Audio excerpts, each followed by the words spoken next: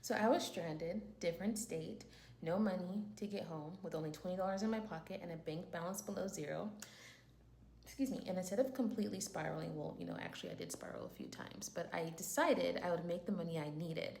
And hundreds of messages, pitch after pitch later, rejection after rejection, fear and doubt mounting, I still stayed anchored in a knowing that the yes was coming. And within 4 days, I sold a 4-figure package and I got home, not because I was lucky, but because I refused to operate from the frequency of it's not going to work for me. And most people think they have a money problem, but it's actually a frequency issue affecting your intuitive decision making. So even though you're someone who's proven you can build, generate revenue, gain notoriety, create results, when you have a goal, a vision, or an idea that feels like it's supposed to work, underneath all the strategies, the mirror work, and the affirmations, there's a frequency running underneath that doesn't match the level that you're working toward. So you ask yourself questions like, what if it doesn't work for me? Or why does it work for everybody else? Or you may oscillate between momentum and crashing out.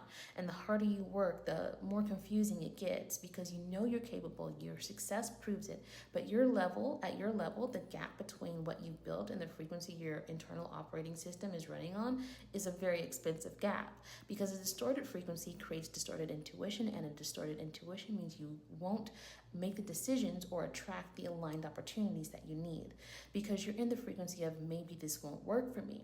So your intuition will lead you to make decisions. You want your intuition to lead you to make decisions that move the needle forward, but it will only move the needle as forward as the frequency you're operating on. And a frequency anchored in I hope this works will keep producing results that make it feel like luck is required. So when you work with me, I use my root cause clarity codex to clear the blocks, keeping you anchored in. It works for everybody else but me. Allowing your frequency to shift to a super conscious worldview that support is always available, that the yes is always coming, and your intuition can help you make the decisions that lead you directly to that. So you can say, I've got this, I am supported. That will become the frequency that your decisions, your pitches, and opportunities are generated from. Not, I hope this works, or what if I'm wrong? A grounded, anchored knowing that what's meant for you is already in motion. So you can stop pushing against the wall and start moving with momentum that's steady. So next time you pitch or make an idea or make a big ask, I want you to pause and ask yourself, am I operating from the frequency of I will be supported, or from the frequency of I hope this works?